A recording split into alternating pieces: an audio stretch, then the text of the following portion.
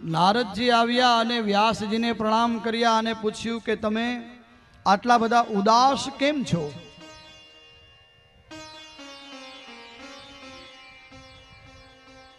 આટલા બધા ઉદાસ કેમ છો? તો કે મેં 17 પુરાણ, 6 શાસ્ત્ર, 4 વેદ અને ઘણું બધું લખ્યું છે, પણ હજી મારા મનમાં મને સંતોષ નથી. મને હજી સંતોષ નથી થતો. મને હરખની હેલી નથી ચડતી હજી કે હું અંદરથી રાજી થાઉં. અને નારદજીએ પોતાના પૂર્વજન્મની કથા કરી છે કે હું એક દાસી પુત્ર હતો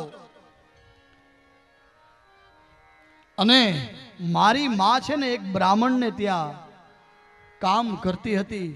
હું પણ સાથે જાઉં અને ત્યાં સત્સંગ થાય, સાધુઓ આવે, પ્રસાદ લે, સત્સંગ થાય. ત્યાં હું આ સાંભળતો બધું. અને એક દિવસ સાધુઓને મેં કીધું કે મને સાથે લઈ જાઓ. તો કે ના, હજી તારી જવાબદારી બાકી છે.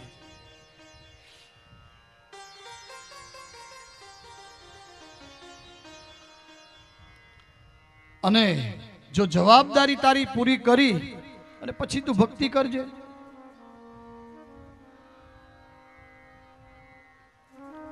કઈ જવાબદારી? તો કે તારી માતા સાથે તું રહે છે ને અત્યારે, એ માની સેવા કરજે.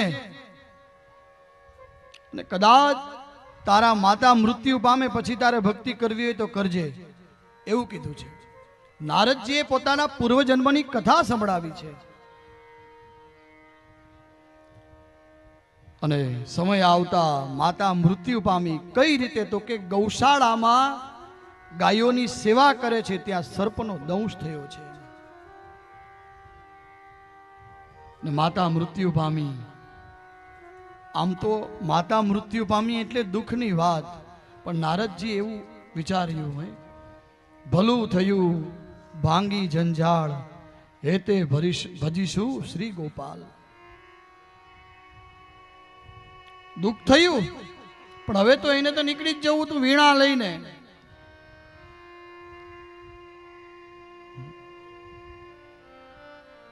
અને બસ પછી હું ચિંતન કરતો કરતો, નારાયણનું સ્મરણ કરતો કરતો કરતો હું એક જંગલમાં આવી ચૂક્યો. અને ત્યાં મને આત્મામાંથી અવાજ આવવા લાગ્યો કે હજી નારદ, તારે આ જન્મ બાકી છે, આને પૂરો કર, પછી હું મળીશ તને. અને મારું ત્યાં મૃત્યુ થયું, મારો બીજો જન્મ નારદનો થયો અને એમાં મને ભગવાન નારાયણે વીણા આપી છે.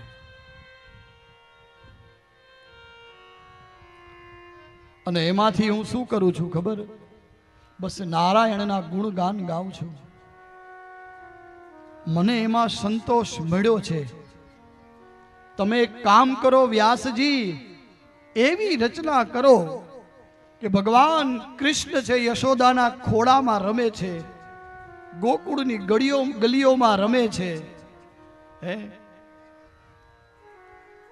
ગોપીઓના માખણ ચોરે છે. આવી રચના કરો તો તમને સંતોષ થશે. કેમ કે તમે 17 પુરાણ, 6 શાસ્ત્ર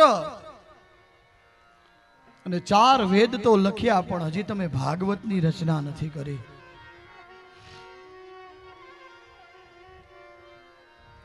અને નારદજી સાથે સત્સંગ કર્યો અને વ્યાસજીએ ત્યાં ભાગવતજીની રચના કરવાનો નિર્ણય લીધો. પણ લખે કોણ? ગણપતિ બાપાને બોલાવ્યા, પણ ગણપતિ બાપાએ શરત રાખી કે હું વિશ્રામ નહીં લઈશ. અને શરૂઆત ક્યાંથી કરી ખબર? ગાઈએ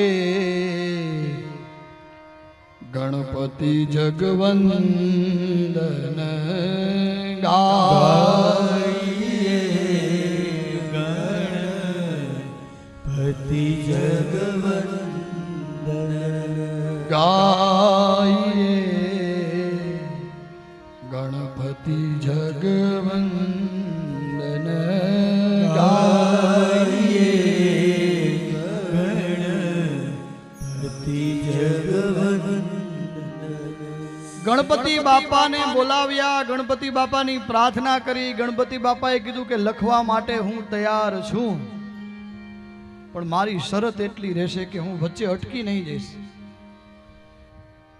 ને વ્યાસજીએ વિચાર્યું કે જ્યારે જ્યારે મારે સંધ્યા વંદન કરવું હશે, નિત્ય કર્મ કરવું હશે, ત્યારે એને હું એવા છંદ આપી દઈશ કે એ હજી એમાં પરોવાયેલા રહેશે ત્યાં સુધી મારું કામ થઈ જશે. અને વ્યાસજીએ આખું ભાગવતની રચના